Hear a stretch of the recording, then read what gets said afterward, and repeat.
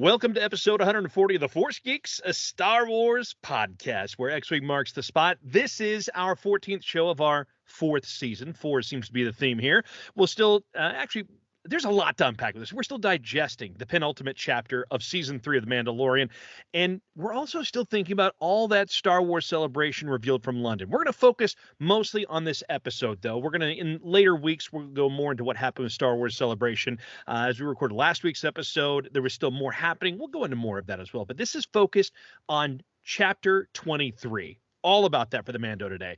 And here's a quick rundown of everything we're talking about in relation to that in this show.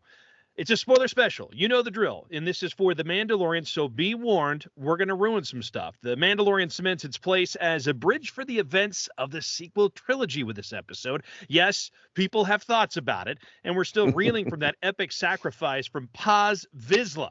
The Shadow Council, by the way, of the Empire, that's in action. More retconning with Project Necromancer, and just how badass the Praetorian Guard really are. We're discussing all of that. And what's the deal with the armorer? Is she one of the spies the chapter title is referring to? We'll get into that. Also, we're just days away from the season 3 finale episode, and it feels like we're getting some preemptive warnings from Jon Favreau, Dave Filoni, and others from the show. Is this one gonna hurt? As one of the show's actors has said it will. And back to Celebration, we'll be getting to a lot of that in the coming weeks. Again, I want to make sure you know that we're not forgetting that. I'm Nate Custer, coming to you from Northwest Arkansas. My fellow Force Geek from Seattle, Jake Scott, is back, and so is our good friend and fellow Force Geek, Chris Ridlon, back once again. And again, you guys were not able to hook up this week because obviously opposite sides of the country. It only happens every once in a while, right? Yeah. All right, Jake, after watching this episode, is anxiety building as we head into the final episode of this? Yeah, I would say it's pretty safe to say that. Yeah, way. For sure. What are you most worried about after this episode of what will happen next? Are you worried? The anxiety is building for me for what's going to happen. So I'm just curious if you have that worry going on, or are you just ready to see what happens? Just curious to see who else they're going to kill off. So you think someone's getting killed off too? Well, I mean, somebody's always getting killed off, right? Yeah, I mean, just fair depends enough. how important they are. Yeah, Queel, IG-11, although we have IG-12 now. Yep. You know, all that funness. Chris, what about you? I don't know, man. I mean, I think someone's not gonna make it besides Paz Vizsla, obviously, but it'll be interesting to see how they play it. I don't know. I mean, I think there's probably something big's gonna happen, obviously, and it seems improbable that they all survive, but we'll see. I think the armor is going to get it. I think that character is going out in this next episode. That's really the only safe person they can kill off. That's a main title character kind of thing. Yeah. They could go bigger.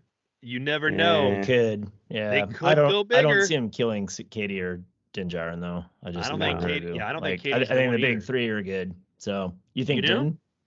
We there's a lot of thoughts on that. There's a lot of thoughts and theories on that. I'm not sure how strongly I feel that Din's up for that, but I'm not ruling him out. Yeah. With how much he's been sidelined this season and how Katie is coming up and some of the things have been said that, the Mandalorian doesn't necessarily just mean Din Djarin. Yeah. So the show, I mean, they've talked about that. So yeah. I mean, I could see that he was like the force that brought it together. I didn't mean to say like the force is in the force, but I mean like he could be the story thread that brought Katie in, and this is really her story. This is really Bo-Katan's story. But I mean, if you want the death to be impactful, you don't sideline them beforehand. Yeah. Right. Yeah. True. As impactful. Obviously, I don't see how they do that. Like that would be like killing. That'd be an extremely risky move. Yeah, extremely risky move. So it would be risky. But everyone keeps saying like, why doesn't Star Wars take more risks? I'm playing devil's advocate. I don't know if I have a strong feeling one way or the other, but I'm just playing devil's advocate. I just don't think it's like to advance the plot. I don't think you need to kill anyone off. I'm just saying, I hope any of the big three. Yeah, I hope not. That's it. So, hey, we'll get into more of this talk as we go along. As always, want to give a big shout out to dailysuperhero.com, run by our good friend and fellow Force Geek, Daniel Wolf. It's where you can get your superhero fix and your Star Wars news. It's all there for you. In addition to supporting Dan, we ask that you support us as well. Please subscribe to this podcast if you haven't already. Share it with your friends, and those positive reviews are so appreciated. You can also hit us up on social media. You got it on Facebook, Twitter, Instagram, YouTube, all that stuff. We're there for you. Just search for us at the Force Geeks and just add us, okay? Come at us, and we'll appreciate the action there. All right. And though we create the show every week right here in the United States, we know we have people listening all over the globe, and we appreciate our international friends as well. So greetings and thanks to everyone listening, and that includes our listeners in Brisbane, Australia. G'day to you. And here in the States, we got to say what up to Diswood, Illinois, I should say. Not Illinois, but Illinois. I apologize. I'm a native Illinoisan. I'm actually native Illinois. I can't say my own home state. Speak like Arkansan, though. Down here, I'm sorry, I'm not even going to try. We appreciate your support as well as your friendship in the Force. So thank you again to our listeners everywhere. Mandalorian, let's just dig into it. Our initial reactions, we're kind of talking about everything here. This was the penultimate episode. There's only one left at this point for the season, the third season of this show. And I've seen a lot of people talking about disappointment in this third season. I have no disappointment in this season. I don't know why. I mean, I know there's always got to be some detractors out there to complain about things. I have not felt like I've not been entertained this season. How do you guys feel about that? Same. I don't think it's disappointments. I don't feel like it's less than the other seasons. I've enjoyed it. I'm kind of surprised to see all that out there. Have the stories gone the way I thought they would? No, but doesn't mean that I thought they were bad. I've enjoyed them quite a bit. There was, a couple things here and there where I was like, this is not the story I was looking for. But altogether, everything that we've seen happen throughout the season, I feel like this episode specifically, and I'll just say it's chapter 23, titled The Spies, and that is a telling title, directed by the longtime Mandalorian contributor Rick Famuyiwa, and quite well done, I would say. Yeah.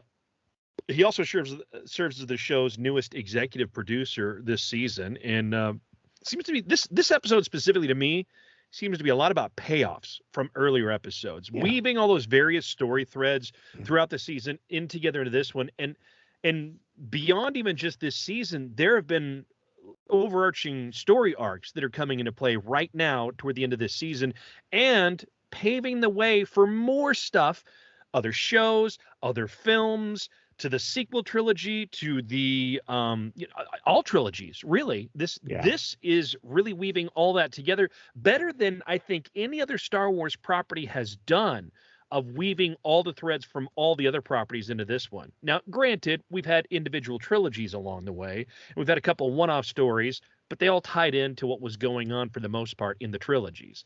So this show has gone beyond the original characters and the original events, but is tying everything together really, really well. And I am really enjoying that. Like I said last time, I think it's unfair to say I've been disappointed in the series until you've seen the whole thing.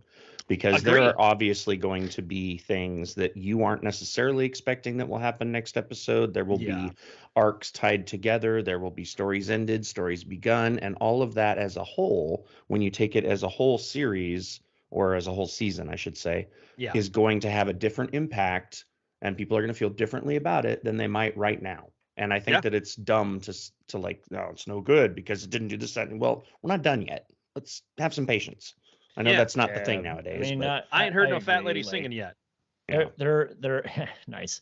They're bringing together, a lot of stuff, Nate, like you said. So we'll talk about it as we get into the show. But the cloning arc, bringing back Grand Admiral Thrawn, a definite, approaching tie into the Ahsoka show. Like, I mean, there's a lot going on, and I think that's cool. I think that's what makes it fun, this interconnected world, and it makes it feel like a bigger world. So, I understand why some people are like, this is not as much, the gunslinger action, this season, but I like it. So I don't know.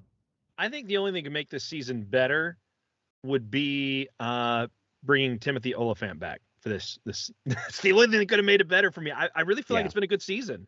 RoboFant. I'm ready for RoboCobb. Bring him in. I'm ready for the RoboCobb. Yes. Sure. So I don't have complaints. And again, has it been what I exactly expected or wanted? No. But has it been entertaining? Absolutely. It's been entertaining. I've enjoyed it. Not every aspect of it, but you can't hit all cylinders for every single fan out there. But have you been entertained? Ask yourself that question. Are you ready for the next episode? Exactly. Give us Maximus in that statement. So let's dig more into this now. This episode seems to be, again, all about the payoffs and the journey of Bo-Katan Kryze. The planet Mandalore, that evil villain that's been looming over everything, all coming to a head in this episode and even further in the next one. I can't wait to see what happens in the next chapter. This was an action-packed episode. There was a lot with this one. I thought it was great. I loved every aspect from beginning to end. I thought I was in it, and it went by so fast. And it wasn't a short episode either. It was a decently longer episode, and I appreciated that too. Also, side note, there's so much being said right now about what the run times are for each of these shows. I don't give a shit how long each one is. And I'm sorry to go that hard with it, but I don't care. Is it a good story or not? Does it feel like it's too long? Because if that's the case, then I'd say don't worry about the runtime being short, because they're saying it'll be like, maybe 30 minutes, 38 minutes total runtime next week for the finale. Runtime is longer, people would be complaining. Who cares? Oh, it's too slow. The pacing's too slow. Whatever. I mean, do we want more of it? Yeah, we're fans. We'll always want more. Yeah. But as a story, creator, are you doing a disservice to the overall product if you just stretch it out for the sake of stretching it out? There's been a few episodes that I thought, one in particular, I thought they could have, shortened it and would have been better. And people would, if they had shortened it down to like 20, 25 minutes, I mean, would I have loved 20, 25 minutes? No. But at the same time, would it serve the story better? In my opinion, yes. Yeah. But everyone has their own take on it. So what does it matter? Stop worrying. If it's good, that's all that matters, whether it's 30 minutes or 40 or 50. I mean, do I want an hour and a half episode? Sure, I do. If it's good, If it's good, I do. But if it doesn't serve the story, forget about it. Yeah. All right. So this episode, again, called The Spies, and despite having watched it multiple times, and I've watched this one a lot. I've watched it, like, I normally only get like maybe 2 viewings in, maybe 3 before we do this show. I've watched it 6 times. I really enjoyed this one. And it's there's a lot going on with this, and we still are trying to figure out exactly who are the spies, because perhaps that hasn't really been fully revealed yet. There's a lot of theories. This episode starts with a spy named Elia Kane, who links up with Moff Gideon right off the bat after traversing a Coruscant alleyway that looks less like Star Wars and kind of like Blade Runner. I love that aspect of Coruscant, and I don't think that necessarily that has been stealing from Blade Runner. I think that George kind of had his ideas, and you look at any futuristic sort of deal, they all look like Blade Runner. Blade Runner. My only complaint is that it was raining. True. Raining. True, because they control the weather there on Coruscant.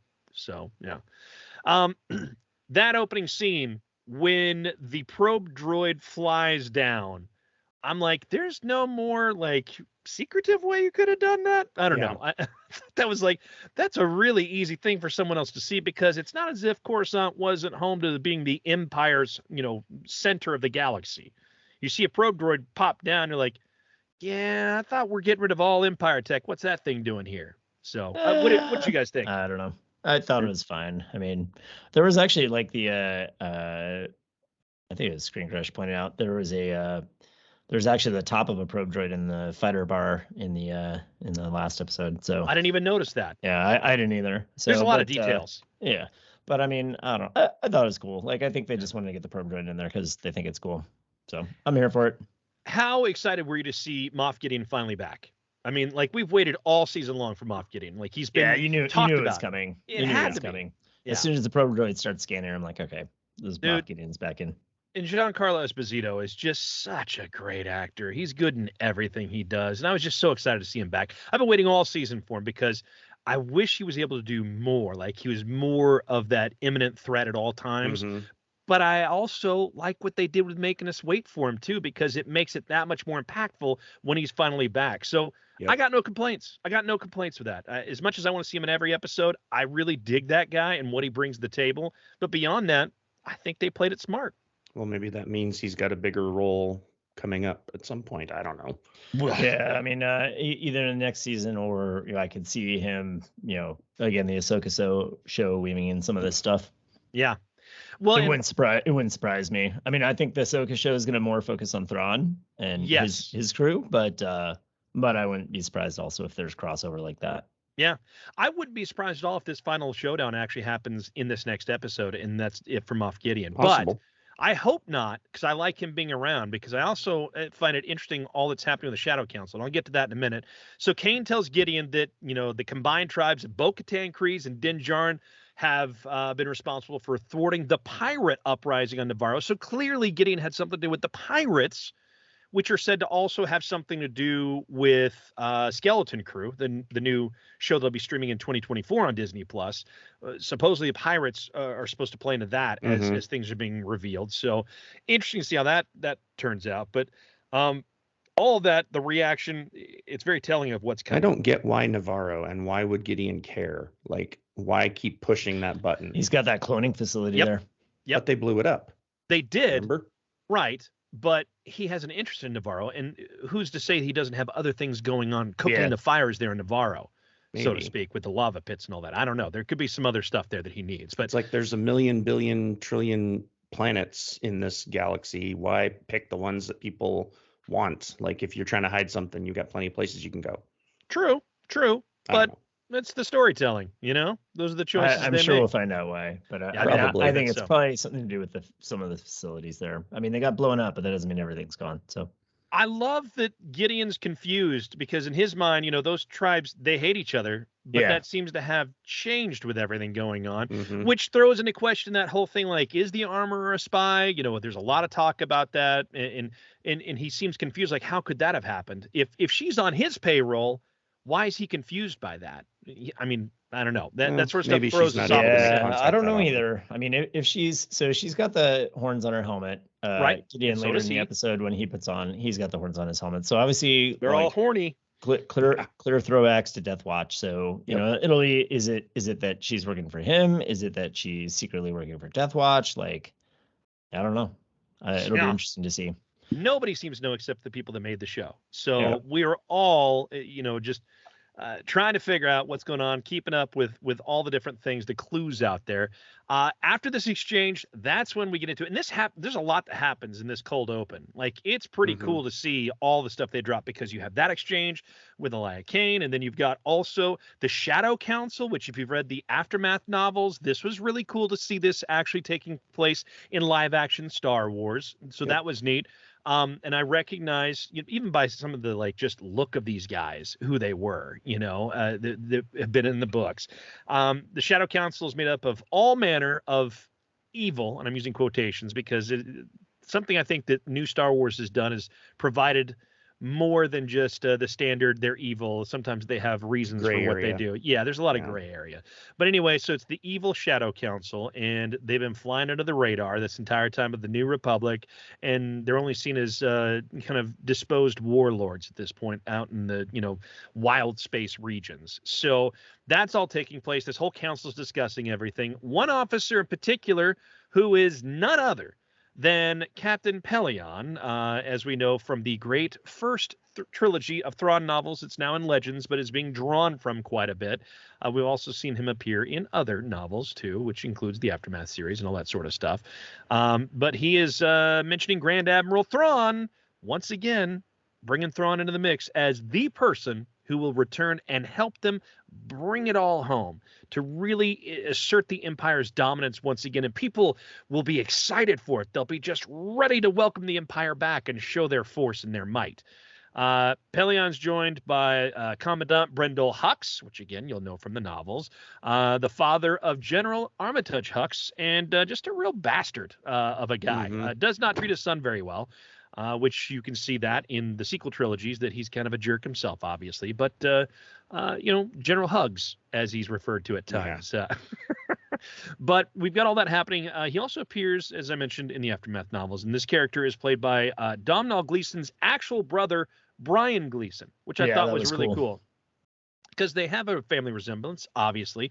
And if you like that actor, which you got just a taste of him in this, You'll also like him in the show on Apple TV Plus called Bad Sisters, which is an excellent, excellent show, and I can't recommend it enough. It's not at all sci-fi. It's been an Irish show, and it's really, really good, though. I highly recommend it.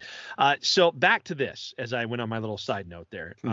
Guys, this whole thing, seeing the Shadow Council. Jake, you're a big, novels guy. For you to see this play out, what was going on in your mind? Is because it's all right there. There's a lot happening at this point. What was going through your mind? Well, honestly, it kind of reminded me of the other Thrawn books that Zahn wrote when Thrawn's coming back, and they're trying to fool everybody into thinking Thrawn's back, but in reality, it's an actor playing Thrawn, and they're trying to use that excitement to, bring everybody together and everything. Not saying that's related, but that's what was brought to my mind anyway. Yeah. Chris, Thrawn is a figurehead. Yeah. Chris, what was your takeaway from the Shadow Council? I hadn't thought about that, but yeah, just the characters from Aftermath, obviously quickly recognizing them. I thought that was cool, and just like they're debating. There's a bunch of deep cuts there. So Project Necromancer, like obviously an allusion to Hux, and those guys are trying to resurrect Palpatine. So Somehow I thought that was Palpatine interesting. returned. Nice, we got it. All right, that's good. So I mean, trying to explain that. How did he return? I think we're going to get more explanation in this. So you get that aspect, and then you get, you get some interplay about Thrawn being there or not, and the cloning. What are they doing with cloning? Gideon, it turns out, was maybe not participating in cloning, in cloning Palpatine, but more like operating on his own agenda. He's got his own thing going on with Pershing. Yeah. So that's speculation is, who is he cloning? Is we think that Snoke was being cloned by by the Shadow Council, by Palpatine himself. But it looked almost like maybe some Snokes in the cloning tubes that were in the in the last season or whatever on Navarro. So I don't know. I remember that. Yeah, we were kind of curious who that was. It's tough to know. Later on he says the new Dark Trooper armor has me in them. Like, did he clone himself? Like, that's my thought. I think he cloned himself. So that might be it. He's trying to clone himself with some Force sensitivity. I don't know. Yeah. Yep. All that playing out. And I love how he's like saying, like, that's your interest, not mine. I don't care about the cloning. Yeah. As he's walking to interact with the Shadow Council, as he walks past the vats for the cloning technology. Right. So clearly he's lying to the Shadow Council as well. He has his own designs on things. He clearly, I love how frustrated he gets with Pelion about Thrawn coming back. Like, oh, he's coming back, kind of like playing on whatever. Like, he's not here.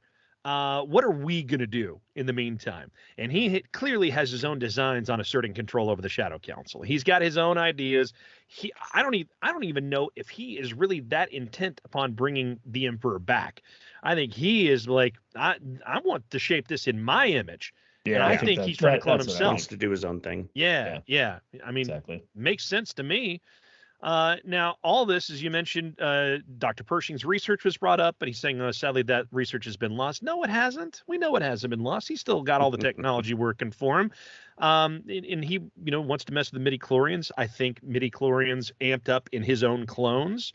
All that stuff is going on, and it's interesting to see how that played out. Then this all points to the development of that First Order that we know is being built up at this time. All of this playing out that's going on. They're amassing their forces and their supply lines and their troops and all that sort of stuff. So things are brewing that are yet to be revealed, but we know they will reveal themselves later because we saw the results of all of that. Yeah. And then as the Shadow Council plays out, again, all this happening, so much happening in just the cold open. The Shadow Council grants Gideon everything he wants after they learn of the Mandalorians that are in action right now, which includes Praetorian Guards, awesome, TIE Interceptors, and TIE Bombers. And Gideon promises to wipe out the Mandalorians once and for all, and then, we're off and running in this episode. That was so much in just a couple minutes' time. Really great exposition for everything that's going on, and tying into many other things into the sequel trilogy. And OT and the prequels. So all of that is right there for you. Then after that, we go off. Fleet of Imperial ships arrives on Navarro, but Grief Karga knows, no, those aren't Imperials. Stop worrying. Look at the symbol on the big light cruiser. Yeah, Mythosaur on the bottom of the light cruiser. That was dope.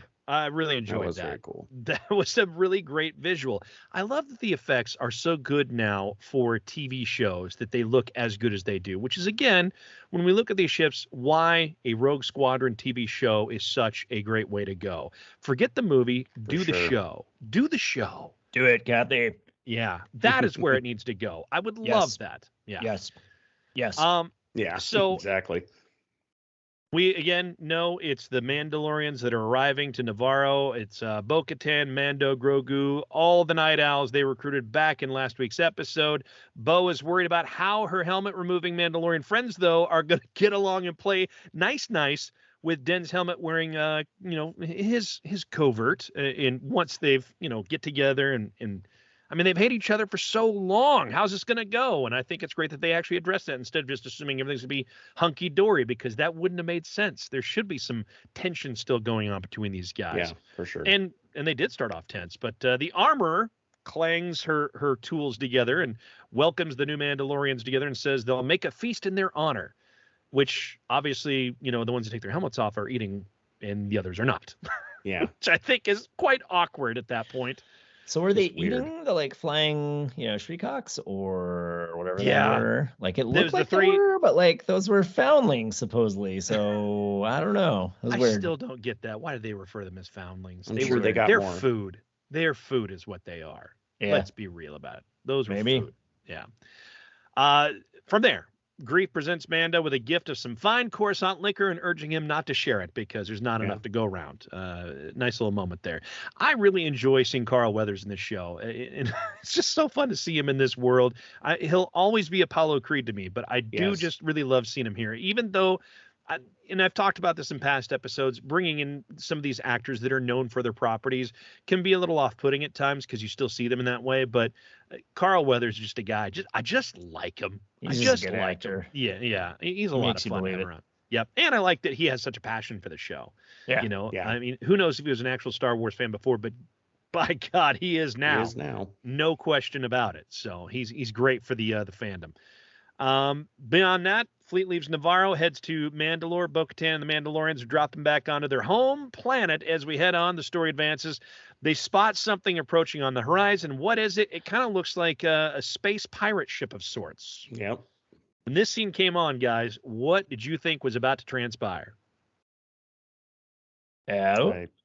Initially, I wasn't sure, but when they revealed the big pirate ship, I'm like, oh, well, this is like, Mad Max style Mandalorian survivors, So I was like, are they going to eat them? I was kind of worried, Maybe. like when they said, do you have food? I was like, oh, we're getting into cannibalism now. Yeah. Are you food? Funny. Oh, wait, what? Are you food? Yeah. So, and did you recognize the main actor of that group? I forget his name now, but he was in Maverick. They're called Orders Maverick. Yeah. Yeah. I forgot his name. He's a good actor. I've seen him a lot of different Charles stuff. Parnell. Yeah, he was awesome. So yeah, he was good.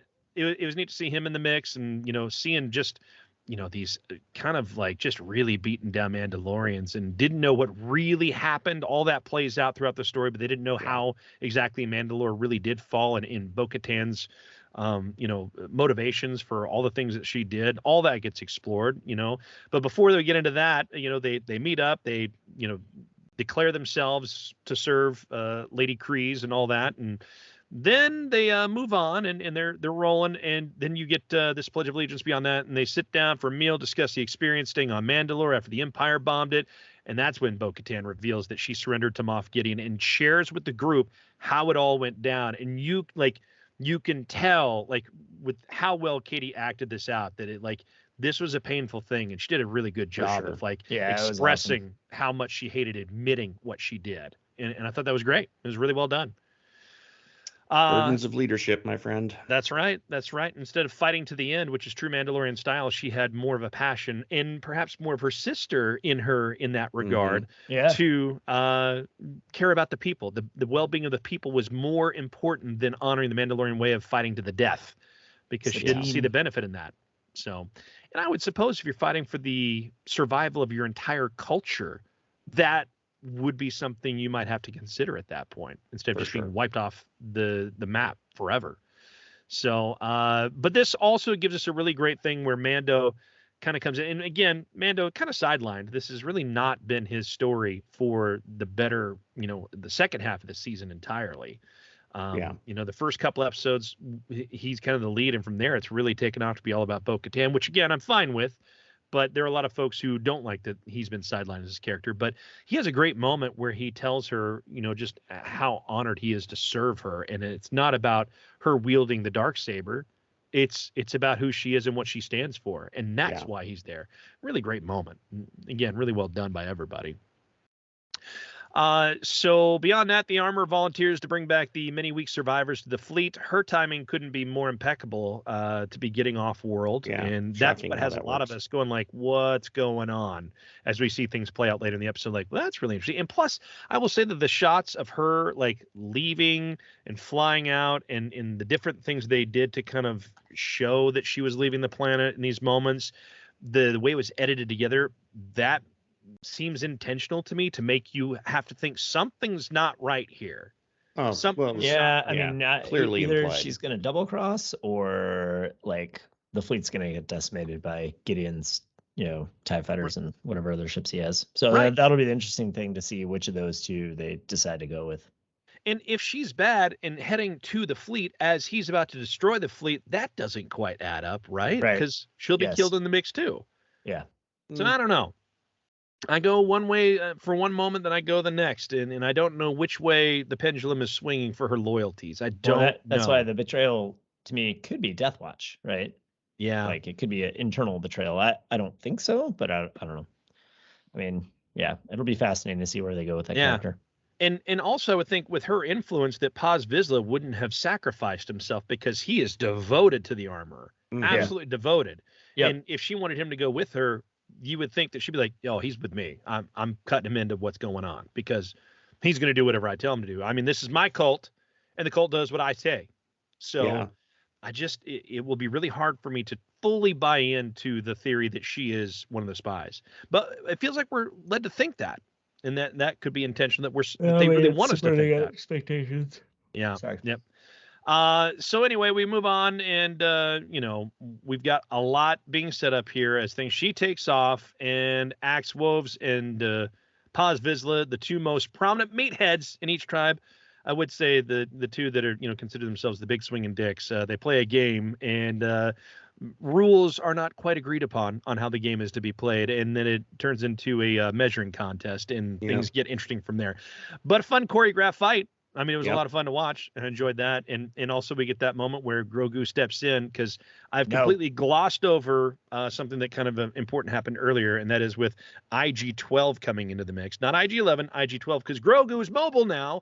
And he's got some fun buttons that he says yes and no in the voice of Taika Waititi, which is a lot of fun. And we get that great, interaction with the Anzellans, which is always fun to get. Bad baby. No, it's crazy. No, it's crazy. I just love that. I just love it. I do. But he steps in and breaks up the fight, and there you go. It's again fun to see Bo-Katan say like, "Wow, he's learned a lot from that. You didn't learn that from me." I just enjoyed all of that. He's asserting himself, and I don't know if it's because he has more stature now in the IG unit that he's able to feels like he's going to take charge of things here because no one else is willing to step in. But he did. Well, nobody can, but he's more of an outsider than anybody else, right? But he's also one of the covert. I know. He's a foundling now. And, I mean, I think, the rules have never applied to Grogu. So. No, they really don't. There you go. He's too cute for the rules to apply. Yeah, that's right. That's what it boils down to. Yeah. Then they spot something on the horizon. It's a moving mountain. Of course, it's another big, huge kaiju of some sort. Yep. So there's that. And does anything amount from that? No, not really. I don't even know that was necessary, but they needed some reason to destroy the ship, and that's what we got. So I don't understand. That was very random to me. We always got to have some big, monster thing, and there's definitely this whole thing. What Jon if it Favreau wasn't loves a random? good monster. What if it was like a mythosaur type thing? I don't know. Well, initially I thought it was a mythosaur, but then when you its face is not mythosaur. So, no, not mythosaur. It's something else. I mean, I do think we're going to see the mythosaur. I think next episode. Maybe it's the mythosaur's girlfriend. I don't know. Well, I think the reinforcement is going to be the mythosaur. Yeah. Yeah, Bo-Katan with Grogu riding Mythosaur. That will be so much fun to see because, I do think that Grogu is the factor when it comes to the Mythosaur because of his ability to connect with animals and that sort of stuff using the Force. So I do think you're foreshadowed a lot. Yep, it has been. So, of course, then at that point, ship's destroyed. Mandalorian's got to hide in the caves. They just happen to be near the destination of the Forge, the Great Forge. It all works out in the end. Several more jetpacked figures fly toward them, though, and they turn out to be the white-suited beings we saw with Moff Gideon earlier. These suits look so much like what we saw in Rebels when we saw the Saxon. The Super Commandos. Yeah, the Super Commandos. Super Commandos. Yep, it's not exactly theirs, but it's very similar. That white, obviously inspired. Exactly, and that's when we get a whole lot happen there. As Moff Gideon is revealed, the Mandalorians, they're outnumbered and they're forced deeper and deeper into the cage. They're eventually forced into an Imperial hangar, and the blast doors close on them. They're trapped.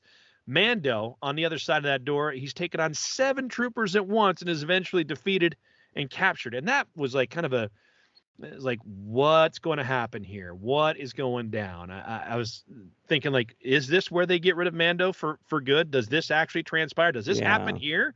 And why would they want to capture him specifically? Like, well, and it's also once he's captured, Moff Gideon, says, like, take him to the debriefing room. Well, what's going to happen there? Why do you need him? Why not just kill him? I don't know what's going on with that. What makes him special other than the story? Like, nothing that Gideon would know about or care about. He knew he had the Darksaber. Yeah, but I mean that. That's true. But that wouldn't take him. He He doesn't need to go to the debriefing room to figure out it's either on his belt or it's not. Yeah, exactly. So I don't know why he needs to be debriefed. Maybe it's something to do with Grogu and Luke Skywalker. Maybe I have no idea. So we'll find out. Knows where Luke Skywalker is. Maybe that's it. Yeah, Grogu. Possible. Yeah. So we move on from there, and things are just going from bad to worse. Moff Gideon flies down looking for this whole thing he's got, this mix of Mandalorian, Dark Trooper, and Purge Trooper. The whole getup, he reveals himself to his rivals. He's got the horns on his helmet, as Chris pointed out early in this episode, and we get the villain monologue we've been waiting for, in which we learn that he's, one, creating a new army of troopers in the minds of Mandalore, and he's mixing the best of the clones, the Jedi, and the Mandalorians, and he also notes he's going to wipe out the Mandalorian people once and for all, just as he promised at the beginning to the Shadow Council. And let's take a listen to his evil plan. Thank you for gathering the Mandalorians into one place.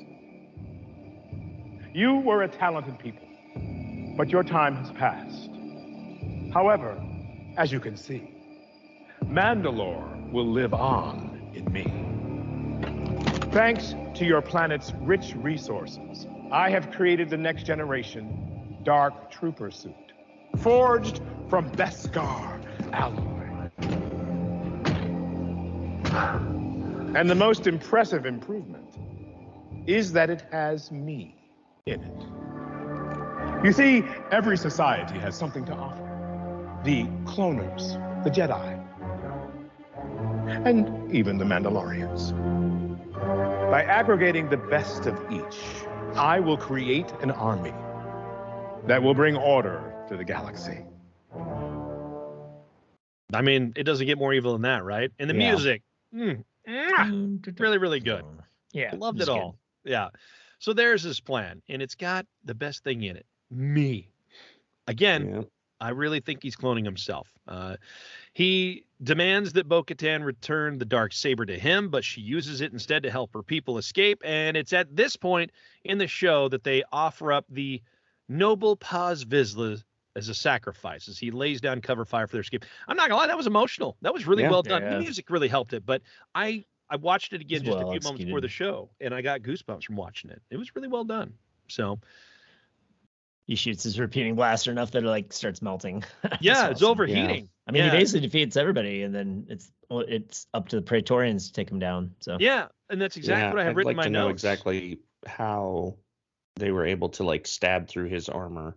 No, they're going for the joints. If you watch, I've got that in my notes here too. It's a lot of people have been saying that the Praetorian Guard weapons can pierce the Beskar armor, but I don't think so. And I watched it multiple times, like I said, like 6 times. And what I looked at specifically was, to me, it looks like they were precise in striking in the Yep. points of his body where for the there are joints. breaks in the armor, in between the different armor plates. So all of it's it. the same as if you watch the gunfight between the Super Commandos or whatever we're gonna call them and the Mandalorians, like they're stabbing and blasting at the joints in the armor. Yeah. You know, like I will say that this does a really great job too of showing just how amazing the Praetorian Guard are, how deadly they are, how precise they are, because they're not missing. They're going right into the breaks in the armor every time of where these points of exposed, body is, where they're not protected by the armor. And I think that does a great service to episode 8, where it shows just how powerful Rey and Kylo are together, because they take them down like they're not much. I mean, there's a couple points where they're struggling, but overall, the Praetorian Guard are super deadly because of how precise they are. Their precision makes them deadly. Yeah. And they executed it with relative ease in taking Paz Vizsla down. And Paz Vizsla, as we saw on his own, was doing quite well. Even when his Gatling-style blaster overheated and was no more useless, he then overpowered them with his brute force. Yeah. I think that really does a great job of telling you that in episode 8, that's how powerful Rey and Kylo are, to have dispatched a whole team of them as easily as they did. So I thought that was I think good. Paz could have done better, to be honest. I was kind of feeling like he killed all of them except the Praetorians. Yeah. I know, but this guy has, grown up fighting. Yeah. His entire existence has been about being a warrior. And yeah, the Praetorians are strong and everything, but unless they're getting them as children and raising them the way the Mandalorians do, they should not be as tough as they are, in my opinion. But either way, it's not that big a deal. Yeah. But again, I thought it was good. It was sad. The sacrifice was really impactful. It really served the story well. And to see Bo-Katan, who had been at odds with the Children of the Watch in Death Watch, most of her life, except for the period of time where she was with Death Watch, obviously. Yeah. But for her to be like that impacted by Paz's sacrifice, that was really well done. It was good storytelling, great acting, good execution by all on that, and it was very powerful. So I'd say, really well done. Now, after that, you've got a lot of questions that are raised to mind for what's coming up next. We know that this whole thing has been crazy to watch it transpire. Again, all the threads coming together at this point, and where are we going? I mean, that's how the episode ends, on a really down note. Hope is not great, as is very, reminiscent of Empire Strikes Back. Yep. This is the chapter before the end, and it feels like all hope is lost, and it's very reminiscent of that. A big sacrifice is made, just like in Empire, where Han goes down and he's frozen in carbonite, and you feel like there's not a lot of hope left. Well, we're going to figure that out in the next episode, how they regain that hope. And a lot of talk about how big this finale episode is. They were always talking about the final 2 episodes, from everything we heard at Celebration, from all the folks involved with making it, that the end of this season is action-packed. And so we are definitely going to see that pretty soon. So with that, there were some questions asked of the show creators about this. Jon Favreau shared a little bit with Collider at Celebration about what he thinks fans will feel after watching the last episode of the season, and take a listen to when he was asked how he thinks fans will react. Here's Jon Favreau from Collider. What a good way to ask that question. Hopefully they'll feel satisfied, they'll feel resolved, and they'll also feel a little surprised. Resolved. So resolved says there's some sort of resolution. This is why I think that Moff Gideon may not survive this final showdown. I feel like it's possible that Moff Gideon is done here, and we smoothly make way for Thrawn's entrance with Ahsoka in the next television series that's coming out. And Jon has talked about how he had to be very careful about writing season 4, which he's already done, because they needed to be able to coordinate all the events happening with Ahsoka and Skeleton Crew and all that stuff playing out. Now, Skeleton Crew is not thought to be overall as being impactful on the story, but things that are happening with Thrawn and Ahsoka could be impactful for Skeleton Crew's own story. So that they're not necessarily, they're part of the Mandoverse. There's things that impact it, but they will not be impacting the further events on this story, if that makes sense. So it does. Yeah. So that's where I'm like, what's going to happen? Resolve. They keep in lots of interviews. Jon has said that he thinks that people will get resolution on this story. There will be a kind of a culmination of a story here. To me, that's like Thrawn's the big bad next, and that I think Moff Gideon's so. wiped off the map. Chris, what do you think? I think so. I agree. I mean, I think to leave Gideon out there, there's not a reason to introduce the Shadow Council and play up Thrawn that much if you're gonna leave Gideon out there. So yeah. I think we'll get see resolution on that. So, and then it'll be interesting. I think maybe they resolve the Mandalore thing too. So. Yep, I think you're right about that. Well, and the fact that they bring Pelion into it tells you that Thrawn has to come soon. Absolutely. So we've also got a clip from Collider as well on the topic that is from Dave speaking on that subject and asked the same exact question. How will fans react? And he gives a little bit more of an answer than Jon did. That's an interesting question. I mean, I have such boring answers sometimes, right? I hope they really enjoyed it. I mean, I think they'll have a lot to think about. They'll have a lot to take in. And I think with any good ending, there's the moment you're in it where you're cheering and you feel satisfied. But then there is a little bit after that where you think back at all the things that happened and maybe you start to put them together in a different way and you realize it's an ending, but there are other things happening out there in the galaxy that now you know more about. And you might learn a little bit more about this weekend, depending on what panel you go to. So, we'll have to see. But yeah, I just hope, the fans have been so great. You're right. Maybe that's now. But the fans have been so great to me and Jon and the, his creation of the Mandalorian is so unique and special. I hope they feel really good about it. I hope they're all cheering and excited for the outcome, whatever that may be. The outcome, whatever that may be. He knows what it's going to be. Oh, Come on now, Dave. Yeah, I mean, the interviewer immediately said Ahsoka. So, yeah, I mean, and based on the plot of this, it makes sense. Like, there's a bunch of Imperial remnants. Thrawn's going to come back and, maybe bring them partially together. Yeah. And then that's going to, the fascinating thing to me will be seeing how we get from Thrawn to the First Order. Like, yes. Like, that's what I really want to see. I don't know. I think the cloning thing. So I hadn't realized, I sent you guys, Screen Crush did a really good, run through of all the cloning stuff. It was good. So it was good. I didn't catch that, the theater where Darth Sidious / Palpatine tells Anakin about, Darth Plagueis and how he learned to prevent death and whatever.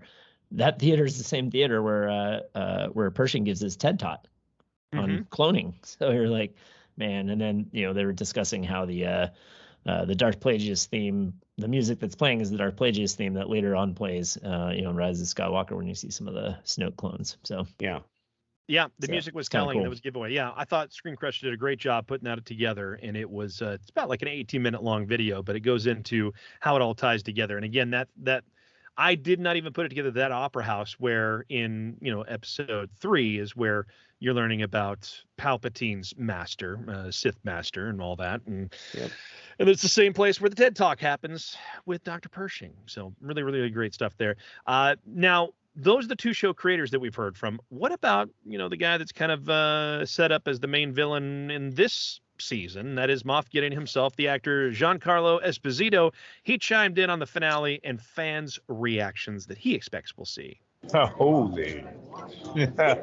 Holy.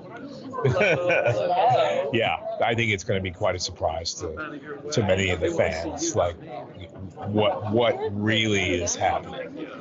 You see a little teaser today. Moff Gideon's very democratic. He's with the council trying to bring people together. You see, Thrawn thrown out there, in a way that could relate to other shows or possibly, but he's not with us. And so you see people, relying on and trying to figure out, who is going to be that all-powerful leader. And right now you got Moff Gideon, who's in the mix.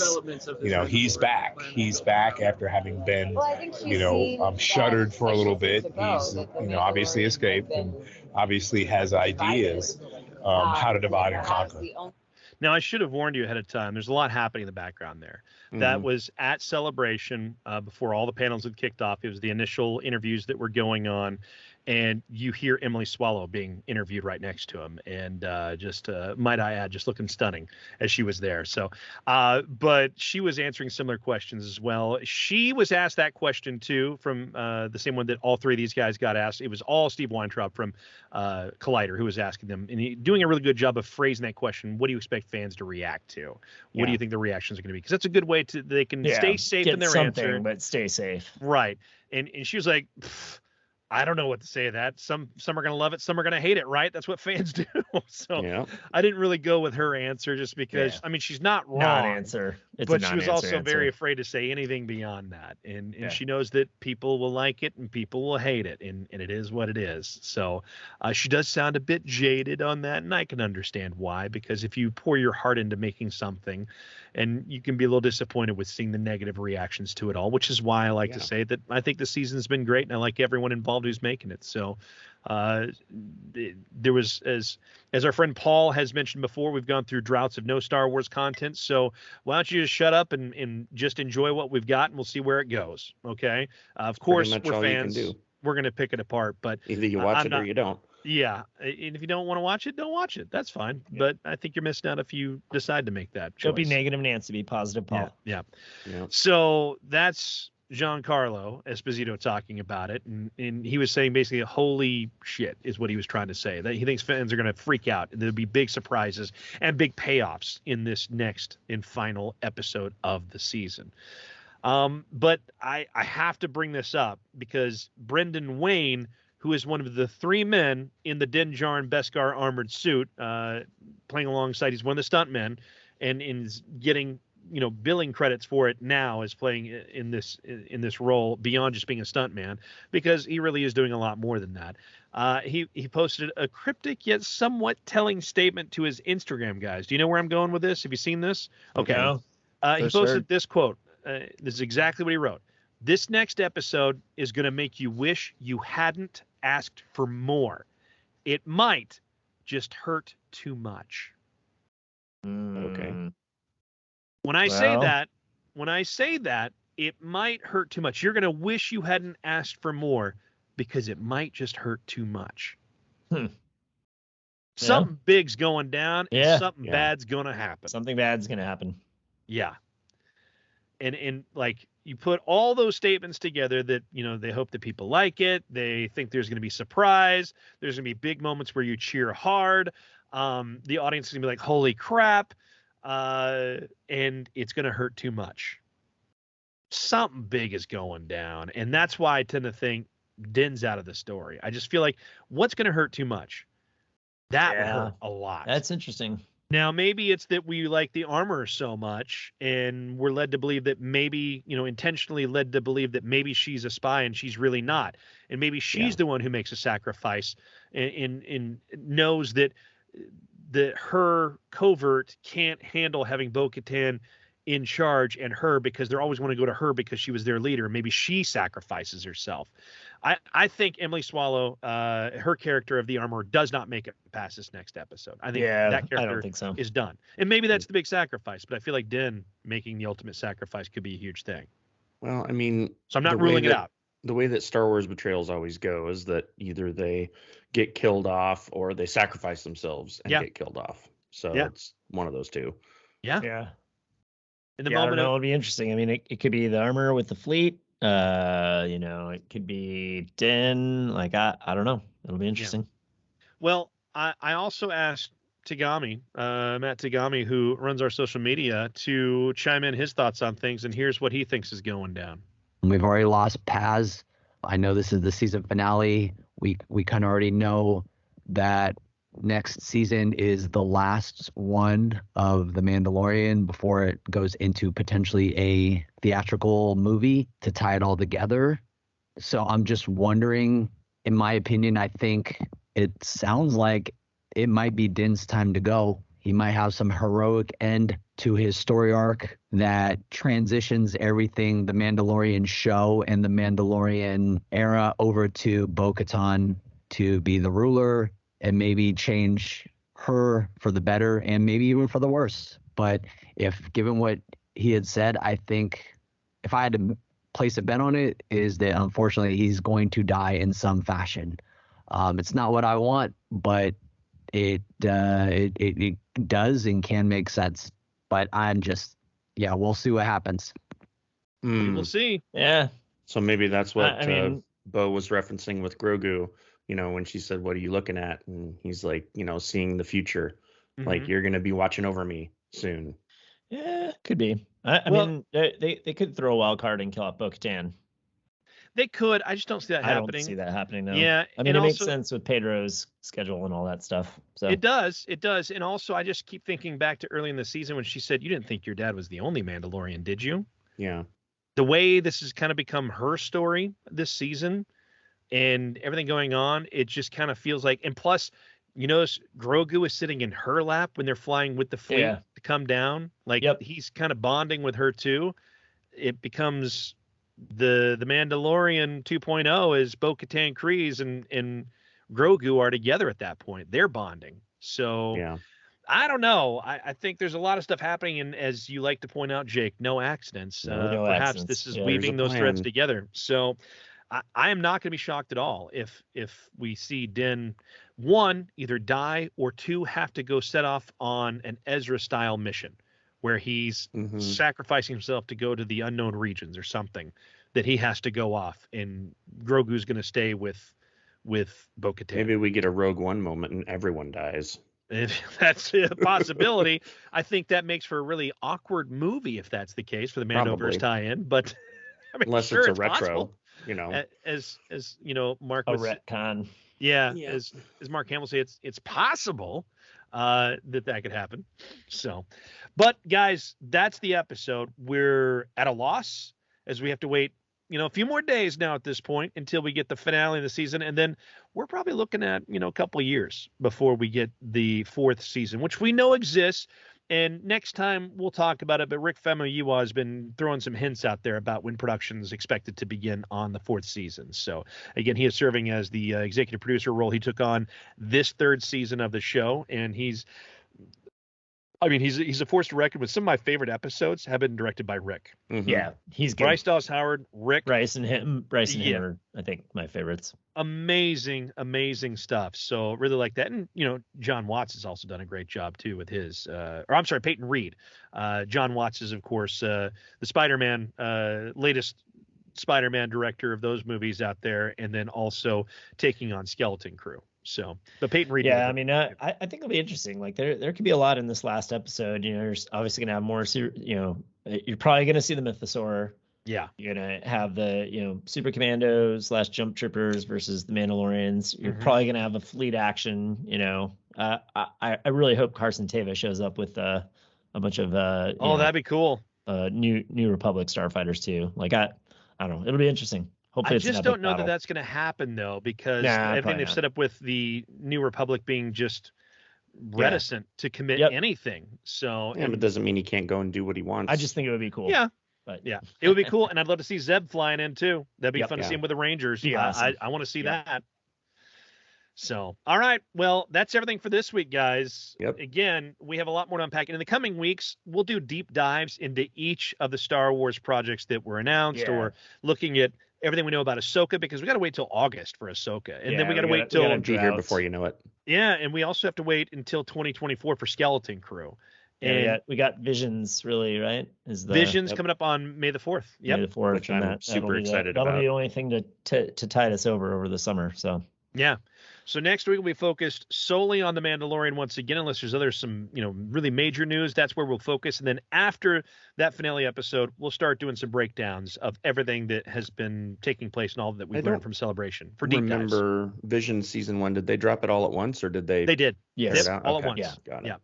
So they'll do the same thing with all of those. There's some really fun looking projects they can't wait for, and we'll preview that before it comes out as well. And then obviously we'll do an episode to break down what we got from that. And the thing to remember with Visions is it is not tied to canon. It's not considered canon. It's just fun explorations of Star Wars themed stories and playing in that galaxy. So I'm good with that.